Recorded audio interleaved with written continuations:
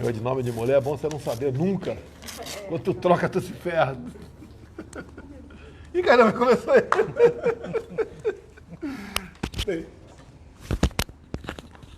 Boa noite. 17 de setembro. 17 de setembro? 17. 19 horas. Brasília. Estou aqui do meu lado a Elisângela, intérprete de Libras. À minha direita aqui o Pedro Guimarães, presidente da Caixa Econômica Federal. Antes de começar a live, uma lembrança, né? Faleceu hoje faleceu ontem, né? O tenente João Pedro Paz, integrante da FEB, lutou na Segunda Guerra Mundial contra o nazifascismo pela nossa liberdade. E uma coisa bastante curiosa, né? Já tivemos informações aqui que ele estava lá no final dos anos 45 e pediu permissão para o seu comandante para ir num baile. E foi num baile e se apaixonou pela senhora Iole Trendit, tá? Se apaixonou. Voltou para o Brasil, deixou a namorada lá e acabou depois se casando por procuração. É muito amor, né, Pedro? Fala a verdade, né? É muito amor. Ele, história bonita, né, presidente? Bonita. Ele havia completado há pouco tempo aí bodas de brilhante. Eu confesso que eu não sabia, né? Mas equivale a 75 anos de casado. Poxa. Tá certo? Então, nossos sentimentos à família do João Pedro Paz, da FEB, que deixam uma história para nós, né? Os nossos heróis. Nós temos poucos, daqueles 25 mil da Força Expedicionária de Paz, temos poucos vivos. Então, mais ou menos essa faixa etária aí, 90, quase 100 anos de idade. Okay? E é uma história, inclusive, de amor que durou 75 anos, com a senhora Iole Trendit. Pedro, daqui a pouco você vai falar um pouquinho da Caixa Econômica Federal e do auxílio emergencial. Hoje, Pedro, tivemos em Juazeiro do Norte, Ceará, certo? Paramos lá para pegar um helicóptero, fomos para Coremas, onde fomos ver a inauguração de uma usina de energia fotovoltaica. Né? Então é um complexo bastante grande. Né? A previsão a curto prazo é atender 300 mil casas com energia solar. Né? E a área total, depois de todo pronto esse complexo, equivale a 1.100 campos de futebol. É uma área bastante grande. É um investimento privado, assim como de Caldas Novas, né? Tivemos há 2 semanas também. Só que de Caldas Novas tinha uma particularidade, era dentro da cidade, né? Isso é um sítio urbano. Certo? E aqui se comenta muito, infelizmente não estamos nessa pesquisa, né? E você não faz pesquisadores de uma hora para outra. Temos pesquisadores no Brasil, mas especificamente para isso, acredito que apesar de todo o empenho da Universidade Mackenzie São Paulo, eu não sei como é que está a Mackenzie nesse grande projeto aqui da super bateria que era pela de nióbio, né? E agora passou a ser de nióbio e grafeno. Tá certo? É uma bateria que vai ter uma capacidade de se recarregar em poucos minutos. Você para num posto de combustível, liga o carro na tomada, vai tomar um café, volta, está recarregada a tua bateria. E por que poucos minutos? A sua composição nióbio e grafeno permite você injetar de forma mais rápida, né? Fazer esse carregamento de forma mais rápida, diferentemente da bateria normal. Se você acelerar a carga, você acaba tendo um superaquecimento e danificando a bateria. Vai ser uma revolução na indústria automobilística mundial, onde com toda certeza o preço do petróleo vai começar a cair até que enfim, né? O Brasil é campeão de energia renovável. O pessoal fala muito, o próprio brasileiro critica, né? Sem conhecimento critica, né? O Brasil é o país que mais preserva o meio ambiente. Aproximadamente 85% da nossa energia consumida no Brasil é energia limpa. Né? Ao contrário do mundo, que está na casa dos 70%, 80% mais de energia de fóssil, né? Em especial de carvão. Então o Brasil está de parabéns no tocante a isso. Logicamente, é potencializado o que acontece aqui no Brasil de forma negativa, porque nós concorremos com o produto do campo, né, Naban? O mundo todo, o Brasil é um dos maiores produtores, é o maior produtor de É o alimentos. maior produtor hoje de soja. Não, então, peraí, Naban, então vamos lá. Antes que o Naban fale, vou falar que a gente vai estar amanhã em Mato Grosso. Nós vamos estar amanhã em Sinop e Sorriso. Tá? Só o estado de Mato Grosso é o primeiro produtor de milho, é o primeiro também de soja, estado de Mato Grosso, e é o primeiro de algodão também. Tem o maior rebanho pecuário do Brasil. Mas é Mato Grosso? Mato Grosso. Mato Grosso é um estado grande, eu não sei, a extensão é um dos 5, os 4 maiores estados brasileiros de extensão. Primeiro Amazonas, segundo deve ser o Pará, se eu não me engano. Pará, terceiro Mato Grosso. Talvez o terceiro Mato Grosso, né? Mas é o grande campeão em produção de grãos, de alimentos, de carne e grãos. Tudo bem. Então estaremos amanhã, Sinop e Sorriso. Eu sei que o pessoal está preparando uma grande recepção para a gente, fico muito feliz. O senhor Moisés Bock está te esperando lá. O senhor Moisés Bock, obrigado pelo carinho, pela consideração. Assim como tivemos hoje também, né? Nessa nossa rápida passagem ali pelos estados. Tivemos Ceará e Paraíba. Ceará e Paraíba, ok? A semana passada tivemos aqui na FIOL, em Barreiras, né? FIOL é Ferrovia de Integração Oeste-Leste, né? Parte dessa ferrovia está sendo feita com o apoio do Exército Brasileiro. O Exército Brasileiro definitivamente ajudando, colaborando na implementação, né, de ferrovias no Brasil. Eu fiz um pedido durante esse ano para o Ministro da Defesa. Eu falo pedido, né, porque não tem certas coisas, você não pode dar ordem, né? Você tem que ver se tem condição de atender ou não. Não é porque eu sou presidente, vou chegar ao ministro e falar, faça isso, faça aquilo. Né? Fiz um pedido para ele, para que ele estudasse a possibilidade de que fosse majorado o quadro de engenheiros lá na Academia Militar das Agulhas Negras. Tá? Então foi possível, não sei quanto, mas aumentou ali 3 ou 4 ou 5, não sei, o número de vagas de engenheiros na Academia Militar das Agulhas Negras. É o pessoal que, uma vez saindo de lá, vai para esses batalhões ferroviários, batalhões de engenharia de construção, tá certo? E vai nos ajudar com a infraestrutura aqui no Brasil. A FIOL, o total dela, 1.500 quilômetros, liga Ilhéus na Bahia a Figueirópolis, em Tocantins. Há quanto tempo não se falava em ferrovia no Brasil, né? Poxa, 20 anos. Tá, há muito tempo não se falava em ferrovia no Brasil. Lá atrás, houve a opção por rodovias, porque o preço do petróleo estava lá embaixo. Então, compensava. Eu lembro que era moleque, eu estou com 65 anos, então, mais ou menos 55, 56 anos atrás, o preço da gasolina era insignificante. Né? Então, o investimento nisso, naquela época, se fazia, era mais vantajoso. Né? Passado o tempo, após a crise do petróleo nos anos 70, nós vimos que não era dessa forma, mas parou-se de se investir nesse modal. Pedro, rapidamente, Vamos lá. Como é que está o pagamento do auxílio emergencial? Concluiu a quinta parcela, João? Não? Isso, presidente. Hoje nós começamos a 6ª parcela para aqueles do Bolsa Família. 1,4 milhão de pessoas já receberam a sua 6ª parcela. Nós já tivemos as 5 parcelas, não só para o Bolsa Família, mas para mais 30 milhões de brasileiros, que foi o primeiro lote aprovado ainda em abril. E nós já também terminamos a 4ª parcela para basicamente todos os outros. Então nós estamos, presidente, já com a aprovação da extensão do auxílio e o cronograma será anunciado pelo Ministério da Cidadania em breve e aí a Caixa vai detalhar. Mas o que é importante, presidente? A 6ª parcela começou e tem um dado muito relevante. Até hoje, o seu governo, já transferiu 197 bilhões de reais.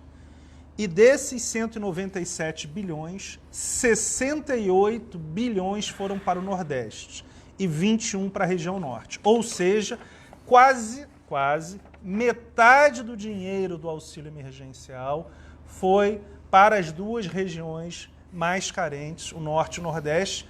E isso é muito mais do que tanto a parte da população quanto da parte do PIB. Ou seja, essa transferência ela é muito mais relevante do que as participações relativas dessas regiões. Então, me ajuda aí. nós aprovamos, né, uma medida provisória, foi aprovada pelo parlamento, pagando por 3 meses R$600 para um número que a gente não sabia que era tanto, chegou a ser 65 milhões de pessoas. 67,2. Está mais preciso, né? E tem muita gente que tem de vista ter um filho, passou a ganhar 1.200. Tá certo? Então deu uma média em torno de R$800 por pessoa, média. Tá? Fazendo essas contas, aí dava quase 50 bilhões por mês. Um pouco mais de 50 bilhões por mês. Alguns diziam, né, vendo na internet, eu acompanho muito, é dinheiro do povo. Não, não é dinheiro do povo. Isso é endividamento que está indo para a conta de todos nós. A gente não tinha esse dinheiro na Caixa, no Banco do Brasil, nem no Banco Central. Vamos dar mais 50 bilhões aí, o peso da Caixa, o roubo do Banco do Brasil. E realmente é muito pesado para a gente, para o Brasil, né? Eu sei que é um dinheiro que não é muito, mas também não é desprezível, que eu não fiquei sabendo de ninguém que abriu mão do recurso. Então agora, nós prorrogamos depois por mais 2 meses, 5 meses, e chegou agora a hora da verdade. Não podia continuar com R$600. Se pudesse, até morrer para todo mundo, que maravilha, não tem problema nenhum. Só que a consequência de dinheiro no mercado, a vontade, é a inflação. Tá? E teve inflação. A cesta básica teve uma alta razoável. O pessoal reclama muito do arroz, né? Tudo bem, ele tem razão, subiu realmente o arroz bastante. Tá certo? Vem uma super safra de arroz aí para final desse ano, começo do ano que vem. Nós também isentamos de imposto de importação, se eu não me engano, 400 mil toneladas de arroz que vem dos Estados Unidos para nós, para ver se baixa o preço. Que a maneira da gente baixar o preço é usando a lei da oferta e da procura. Tu acha que devemos reduzir o arroz na calhetada? Não, né, Pedro? Não. Se você congelar, o produto sai da prateleira. Olha, na Venezuela está congelado, vai lá, não tem nada que comprar. Tá? Um outro país mais ao sul está vindo com o mesmo problema por aí. Né? Essa é a mesma história de congelamento, e esse outro país mais ao sul, mais grave. Tá? O novo governo falou o seguinte, empresarial, está proibido mandar embora. Proibido mandar embora. Quer dizer, não tem como não dar errado. Tá certo? Mas tudo bem. Presidente, só um ponto para ficar claro para a população que é importante. Como o senhor mesmo orientou, por causa da pandemia, nós equilibramos. Então, só para ser bem rápido, quando nós começamos a pagar, nós realizamos o depósito em contas digitais. E 40 dias depois, as pessoas podem sacar o dinheiro. Então, só, presidente, para uma diferença entre quando nós depositamos o dinheiro, e aí as pessoas consomem nas suas contas digitais, e quando é o saque físico. Então, o que eu quero dizer?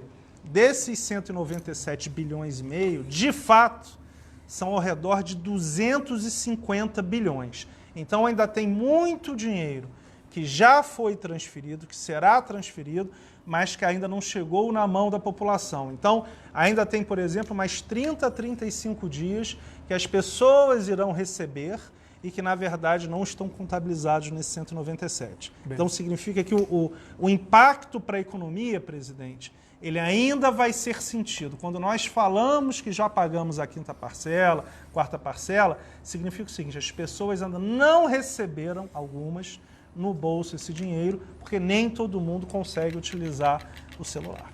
Bem, agora a gente pode falar, né? Estava com um problema de papel, tá certo?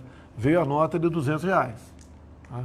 Então agora a Casa da Moeda está imprimindo mais notas de R$200. Então não temos mais o problema de papel, acabou o problema de papel. Há um mês já. É por isso o pagamento de forma digital. Tá? Imagina se tivesse uma corrida de pessoas ao banco, né, para retirar o dinheiro para ter o papel em casa. E teríamos um problema seríssimo. Eu até fiquei muito feliz que nada vazou tocante a isso, eu não podia vazar, fico muito feliz, tá certo? Mas é uma coisa que era de se notar. Mais 50 bilhões por mês, realmente, eu acho que o total de moeda circulante não é tudo isso, não. É bem menos do que isso aí, tá certo? Então acabou esse problema aí de falta de papel. E eu vi muita gente comentando, falando aí pelos cotovelos, né? Que a intenção do governo era colaborar com a corrupção, porque caberia mais dinheiro na cueca, no caixa de sapato, não tem nada a ver isso aí. Inclusive a nota de R$200 Muita gente deu palpite, né? Não gostou do Lobo-Guará, mas a nota estava pronta já há algum tempo e você leva quase um ano para fazer uma nota dessa aí. Então não tinha tempo hábil, tinha que usar o Lobo-Guará de R$200 realmente. Foi recorde, presidente. Eu acho que nunca foi emitido tão rápido uma nota. Eu lembro que o Roberto falou isso sempre. Sim. Então foi um sucesso. Último ponto só. Nenhum país do mundo fez isso que o Brasil fez e é um grande orgulho para a gente. Tá certo. Bem, o pessoal deve estar acompanhando um caso particular, né? Eu fui acusado um tempo atrás pelo ex-ministro Sérgio Moro de interferir na Polícia Federal. Né? Essa acusação dele. Tá certo? E até disse na época ele que naquela sessão nossa reservada, né? Estaria ali as provas que de interferência na PF. Bem, infelizmente, né? Esse vídeo foi... O ministro Celso de Mello divulgou, infelizmente, era para divulgar apenas, segundo o pedido nosso, o que interessasse para o processo, divulgou tudo, 29 palavrões ali, mas a maneira de eu conversar ali, desabafar muitas vezes, e não se achou nada ali. Agora o inquérito continua e o ministro relator Celso de Mello queria que eu depusesse de forma presencial, respondendo perguntas para 2 advogados do Moro e mais o próprio Sérgio Moro. Tá certo? O Moro tem que perguntar nada para mim, ele tem que dizer, olha assim, ó, você, ou Vossa Excelência, né, ou o senhor, como nós acertamos um tempo atrás, interferiu aqui, fez isso, fez aquilo, porque isso aí te rebate rapidamente. Olha, 30 dias antes de ir embora, ele deu uma entrevista dizendo que eu nunca havia interferido na Polícia Federal. Tá certo? Mas tudo bem, então eu entrei com recurso, no dia de ontem, por volta das 10 da noite. Como o ministro Celso de Mello está de licença médica, o ministro Marco Aurélio deu uma liminar hoje, suspendendo tudo nesse inquérito, né, até que o meu pedido, né, de ser ouvido por escrito, como já aconteceu no passado com presidentes que me antecederam, fosse valer para mim também. Então tem que valer para todo mundo, né? Então o pleno do Supremo vai decidir, eu não sei quando, está na mão agora do ministro Fux, pautar isso daí, e daí, se Deus quiser, a gente enterra logo esse processo aí e acaba com essa farsa, né? Desse ex-ministro da Justiça de me acusar de forma leviana. Ou melhor, ele alega no depoimento dele, o Sérgio Moro, que não me acusou, ele trouxe fatos. É uma brincadeira, né? É uma brincadeira. Trouxe fatos e cabe agora ao MP, ao Supremo, aprofundar as investigações. Pô, tá de brincadeira esse Sérgio Moro, né? Mas tudo bem. Vai seguir aí. Vamos lá, pessoal? Volta às aulas. Ontem nós demos posse em definitivo, né? Como titular da pasta da Saúde ao general Pazuello. Acredite, né? O Pazuello é uma unanimidade, né? Eu não vi nenhum governador ainda, até me surpreendeu, não vou dizer o nome aqui, 2 governadores elogiaram o Pazuello, me surpreendeu, tá certo? Tá certo? E alguns até falam, né? O Pazuello vai indo muito bem apesar do presidente. É a mesma coisa, o Flamengo foi campeão apesar do Jesus. Pô, quem foi o técnico? O técnico tem seu mérito também, né? Porque se ele escalar o jogador, o centroavante no gol, vai perder o jogo com toda certeza. Mas tudo bem. Ontem eu falei, inclusive, eu acho que vale a pena, quem não ouviu, é um pouquinho longo, deu 12 minutos que eu falei, está no meu Facebook, nas minhas mídias sociais, vale a pena tu ouvir o que aconteceu, que nós falamos ali. E eu, além de dizer lá atrás, né, tudo que eu achava que devia ser feito, tudo aquilo que eu tive oportunidade e não me omiti, tomei uma decisão, falei da cloroquina, falei da vitamina D, né? Falei que essa história fica em casa, né? A economia a gente vê depois, não é assim, está vindo a conta para todo mundo pagar aí. A questão de deixar também a garotada em casa. Nós somos o país que tem o maior número de dias da molecada sem aula, só está faltando nós. Então hoje mandei a mensagem até para o ministro Milton da Educação, tá certo? Que para ele se preparar, né, e começar a orientar, já que a adesão não é nossa, essa orientação aos governadores do prefeito, para que se volte às aulas do Brasil, que é inadmissível, né? Perdemos um ano letivo. Por outro lado, fica havendo sindicatos dos professores, o pessoal deve saber como é que é composto, né? a ideologia dos sindicatos, professores pelo Brasil quase todo, né? É um pessoal de esquerda radical, tá? Que para eles está muito bom ficar em casa, por dois motivos. Primeiro que, para eles, do sindicato, eles não trabalham, ficam em casa. E outra, né, colabora para que a garotada não aprenda mais coisas, né? Não volte a aprender, a se instruir. Então, tudo bem. Volta às aulas. Pedro, uma coisa mais do auxílio aí? Tem. Na segunda-feira, nesta segunda-feira, dia 21, presidente, nós iremos completar 60 milhões de pessoas recebendo o FGTS antecipação num valor de 37,8 bilhões de reais. Ou seja, presidente, os nascidos em dezembro, o último mês do ano, receberão, são 5 milhões de pessoas, a sua antecipação. Então, o que é importante aqui? Nós temos 67 milhões e 200 de beneficiários do auxílio e 60 milhões de pessoas que receberam até 1.045 do FGTS, um número recorde. A Polícia Federal publicou há poucos dias a instrução normativa 180. Então, o pessoal que é colecionador, atirador, pessoal CAC, vai lá que tem novidade positiva para vocês. Amanhã está previsto nós pousarmos 7 da manhã em Sinop, é isso mesmo? Sinop. 7 da manhã, lá é uma hora mais. Uma hora menos, 7h10 Então é 7 horas lá nosso. 7 horas, não, 7 horas Deles. 7 horas local. Então nós vamos decolar aqui e chegar mais cedo lá, na meia de uma hora de viagem. Vamos. Chegar mais cedo lá. A gente vai ganhar tempo, vamos ficar mais novo amanhã, ó. Ficar mais novo. Naban, a gente vai ficar mais novo amanhã. Alguns minutos vamos ficar mais novo amanhã. Lembrando que o senhor vai entregar amanhã quase 1.700 títulos para os agricultores familiares. Títulos para agricultores familiares. Qual o tamanho dessa propriedade, mais Até ou menos? 4 módulos. Quanto vale cada módulo aí? Quantos alqueires aí? Varia mais ou menos aí em torno de tem alqueire paulista, tem alqueire mineiro, 50 hectares, tudo isso? Hectares, Tudo isso? Tá ok. 1.690 títulos para os agricultores familiares. Na minha passagem agora lá no Ceará, Paraíba, o pessoal está pedindo realmente título de propriedade. Certo? Essas famílias estão lá há mais de 30 anos sem título de propriedade. E agora, nesse governo do senhor, aí nós estamos batendo recorde de entrega de títulos de propriedade. Então, horário local, né? 7 horas em Sinop, 10h30 em Sorriso. Mais uma coisa, Pedro? Passar as perguntas para o Pingo. Uma pergunta, eu estou vendo aqui, Facebook nosso, 32 mil, tá bom. YouTube, 14 mil. Mas a turma do Augusto Nunes está deixando a gente na poeira, né?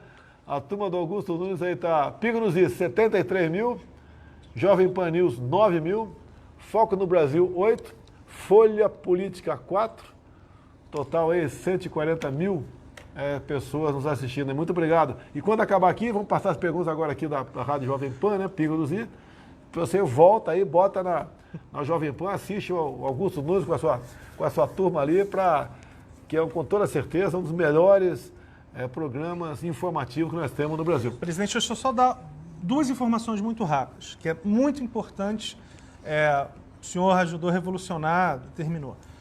37 milhões e meio de brasileiros, que eram aqueles invisíveis, que não estavam em nenhum tipo de programa de governo, foram encontrados pelo governo do senhor. 37 milhões e meio de pessoas. Pessoas que sobreviviam, né? Viviam da informalidade. Exatamente. E que, em grande parte, né, foram os primeiros atingidos daquela medida feche tudo. O cara não podia mais vender o churrasquinho de gato na praça, não vendia mais o biscoito na praia, né? O refrigerante aí nos estádios, que inclusive a gente espera que brevemente aí comece a ter público os jogos de futebol, né? Que não seja com a sua capacidade plena, mas 10, 20, 30%, a gente pode começar a abrir o estágio tocante. Quer dizer, logicamente vai ver o parecer da Anvisa, da saúde, parece que está tudo positivo, caminhando nesse sentido aqui. E o último número 33 milhões de brasileiros não tinham conta em banco. E por que isso é importante, presidente? Estas pessoas, quando precisavam tomar dinheiro emprestado, iam para um agiota e tomava 20% ao mês. Peraí, você falou em agiota aí. Tá? Os bancos cobravam em média, quando nós assumimos no começo do ano passado, no cheque especial, 14% ao mês. A Caixa está cobrando quanto agora? 1,8% e a gente está estudando reduzir mais. É quase que inacreditável, né? 1,8%. Isso aí são taxas realmente de país ali do próximo do primeiro mundo. Está um pouquinho longe ainda, tá um pouquinho longe, mas está já aceitável. O recomendável é você não entrar no cheque especial. Exatamente. Mas já que você, se quiser entrar, vai para a Caixa, ok? Qual é o meu cachê aí, Pedro? O quarto crachá, o senhor já tem 3. Vamos lá. Primeira pergunta, Cid, quem que é? Fiuza, pergunta para o Pedro, lógico. Vai lá, Pedro. Presidente Bolsonaro, boa noite, presidente Pedro Guimarães. Nós temos visto aí um aquecimento nítido no mercado imobiliário e a pergunta para o presidente Pedro Guimarães é se isso também está se refletindo numa demanda maior por financiamentos imobiliários na Caixa Econômica. Obrigado. Fiuza, muito obrigado pela pergunta.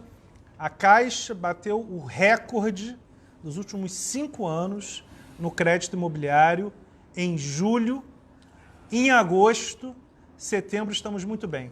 Presidente, a gente teve uma redução em abril e maio, e junho a gente já tinha se recuperado, julho foi recorde, agosto também. Então, na Caixa Econômica Federal, a gente já sentiu uma melhora da economia, já há uns 3 meses, e teremos um ano muito forte, mais um ano forte da Caixa. Ô, Fiuza, você sabe disso? A Caixa Econômica, né? Hoje em dia o Pedro pode falar quem são seus diretores, né? Quem são seus vice-presidentes. Não teve nenhuma indicação política para isso aí. No passado, cada diretoria pertencia a um partido político, um grupo, outro qualquer, porque outros grupos também tinham essa influência. Então, o presidente da Caixa era um cara que vivia pisando em ovos, né? Torcendo para não dar nada errado.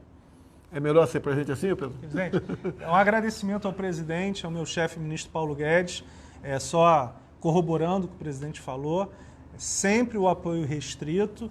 Eu acho que o resultado é esse, a Caixa nunca teve tanto lucro, juros tão baixos e índices de governança tão bons. É a mesma coisa o Banco do Brasil. Coincidência, né? Quando eu passei hoje, qual é o nome da cidade lá? Aqui, ó. Aquela cidade lá velha. Ceará, lá. é que você... Tá aqui, Cadê? presidente. Nós passamos aqui em... Como é que é? Missão Velha. A gente costuma, o Fiuza, o Augusto Nunes, nessas viagens, né? É só que eu forço a barra, tá? Não é, aí eu imponho, né? Tem que a gente, lá de cima de helicóptero, vamos escolher um lugar para pousar. Então a gente posa muitas vezes sem toda aquela segurança, né? Mas a decisão é minha, ponto final, tá certo? São 2 helicópteros do Exército Brasileiro que realmente são mais rústicos, né? E nós posamos hoje em Missão Velha. Em Missão Velha. Missão Velha. Já era Ceará, Missão Velha? Ceará. Então posamos no estádio de futebol ali, um campo de futebol, né? Uma recepção maravilhosa, você pode ver as imagens estão aí no Facebook. E ali o pessoal pediu para mim para reativar o posto do Banco do Brasil. E daí? Você é da Caixa, e daí? Nesses 45 minutos eu já posso dar uma notícia para o senhor e para as pessoas de Missão Velha. Nós teremos matematicamente um posto da Caixa Econômica Federal. Até porque essa é uma atribuição da Caixa, né? Atender a todo mundo. É uma comunidade que pode ser que não seja lucrativa. Exatamente. Tá certo? Não, mas do ponto de vista social, presidente, a Sim. Caixa é o banco de todos os brasileiros. Então, lá tem um ponto social e a gente vai abrir um ponto lá, uma agência pequena, mas a gente vai abrir sim, matematicamente.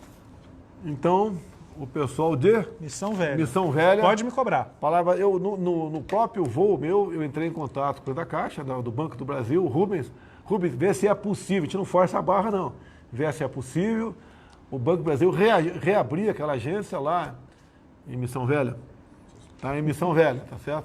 E ele falou que ia estudar e agora a gente aproveita. Você não sabe se tem alguma agência da Caixa lá? Não tem, mas tem? é um lugar que tem atendimento social, logo tem alinhamento com a Caixa e, ao mesmo tempo, é uma região... Estarei lá, inclusive, presidente, daqui a um mês, no Caixa Mais Brasil, e é muito perto de Juazeiro. Vou estar em Juazeiro e aí eu vou passar por Missão Velha e a gente vai... Vai ser recebido como herói lá. Né? Boa sorte lá em Missão Velha, lá, Pedro. Se bem que o Rubem ficou da resposta se vai reativar. Qualquer coisa eu levo o Rubem também. Vai Banco do Brasil e Caixa. O Rubão pediu para sair, daqui a pouco ele vai embora. Ele pediu, está com 75 anos, porque dá uma folga aí. recarregar as baterias, né? Viver um pouco para a família, etc. O Rubens serviu muito bem a gente no Banco do Brasil aqui. Outra pergunta, Cid, quem que é? José Maria. José Maria.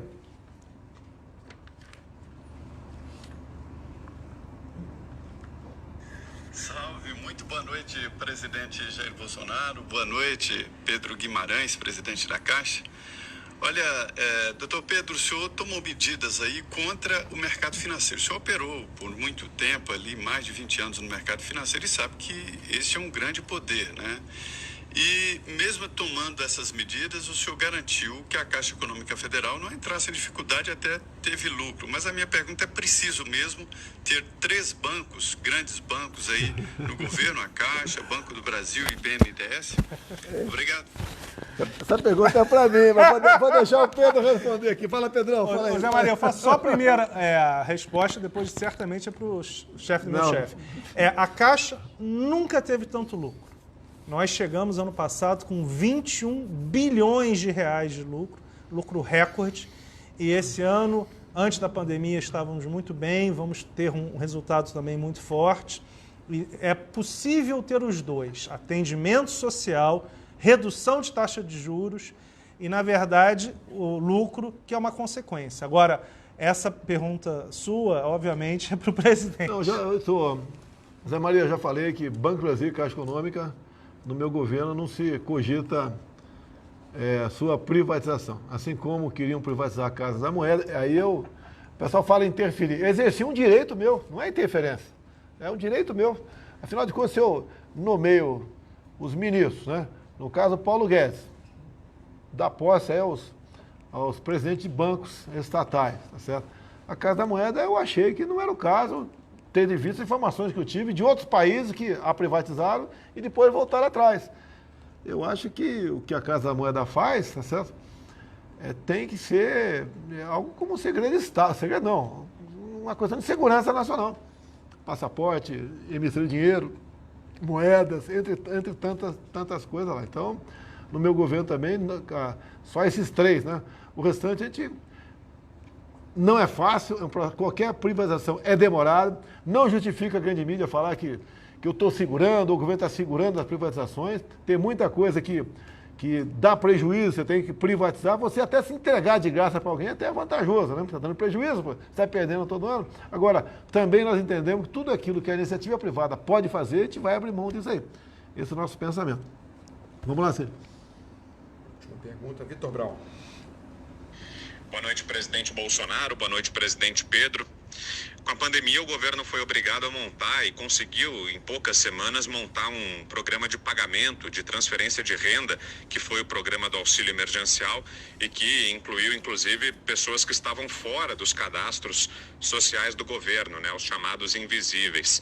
Agora, passado esse momento, presidente Pedro, o que fica de aprendizado? Quais foram as maiores lições, os erros cometidos, os acertos com esse programa do auxílio emergencial, e o que o senhor mudaria ou o que poderia ser aprimorado caso haja um novo programa social do governo no futuro? Obrigado, boa noite. Vitor, obrigado. Não sou às vezes fácil, né, presidente? Foi um momento muito importante do Brasil, do mundo e da minha vida. Lembro que o presidente, no começo, né, nós pagamos 50 milhões de pessoas em 2 semanas. No primeiro dia do aplicativo, que nós lançamos com 3 dias da lei, nós achamos 42 milhões de brasileiros, entre pessoas que acabaram sendo aprovadas e não aprovadas, mas é alguma coisa que, de novo, mudou a minha vida. Eu queria agradecer aos 36 mil funcionários da Caixa. O presidente sabe, nós tínhamos reuniões quase que diárias, porque o presidente sempre perguntava. Nós tínhamos era muito impactante a doença e a questão da falta de dinheiro. E o presidente, o ministro Paulo Guedes perguntavam: Pedro, como é que está indo?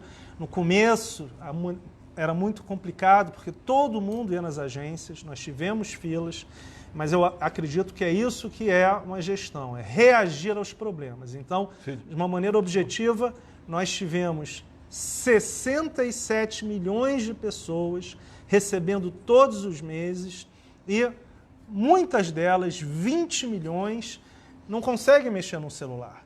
né? Então, assim, são pessoas carentes. Várias vezes o presidente, inclusive, falou no celular as pessoas recebendo 1.200, às vezes 1.800 quando tinham dependente, nunca tinham visto tanto dinheiro. Então, o que eu posso te dizer é o seguinte, nenhum país do mundo fez isso. Nós temos a maior base num banco digital do mundo, com 120 milhões de pessoas. 8 entre cada 10 adultos no Brasil têm uma conta digital na Caixa Econômica Federal. Isso foi feito de uma maneira muito intensa. Eu quero agradecer ao presidente, ao ministro Paulo Guedes e aos funcionários da Caixa. Mas eu posso te dizer que essa é uma experiência de vida única e que, de novo, continua.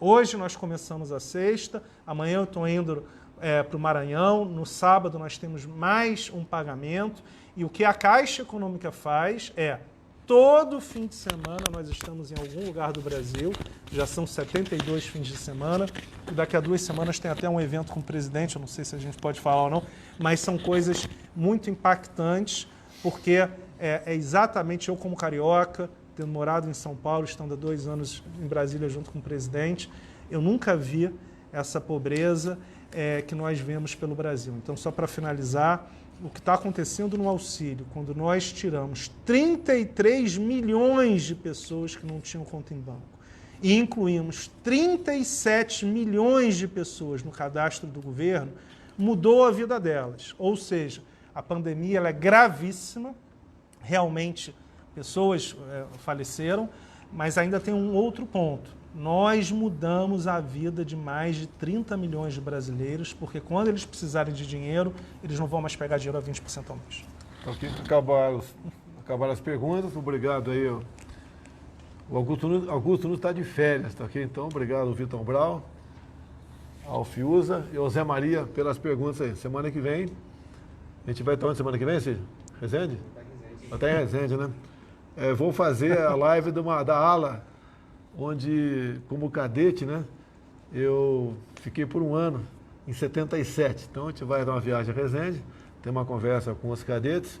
Vou pernoitar na academia, na ala da artilharia, onde eu fiquei 1 ano lá.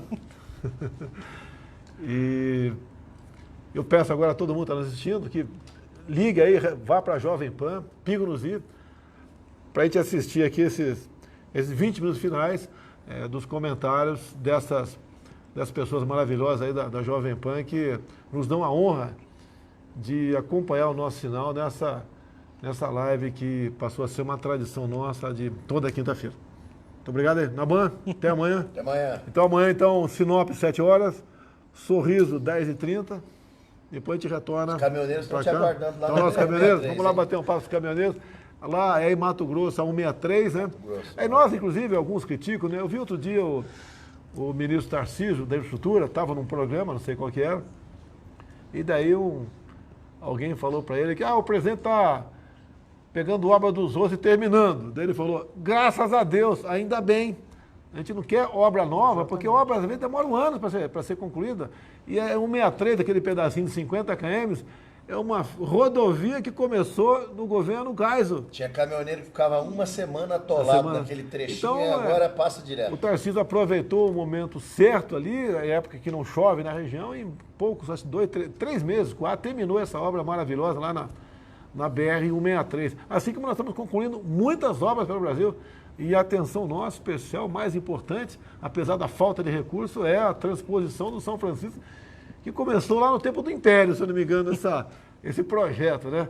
E nós queremos isso, é um sinal de respeito ao dinheiro do contribuinte, e nós queremos realmente concluir, acabar com esse estoque de obras do passado. Tive esses dias aqui com o senador Bittar do Acre, né? Ele está muito interessado, ele é o cara do orçamento agora, então está interessado e combinou conosco, né? Vai botar a mão na massa.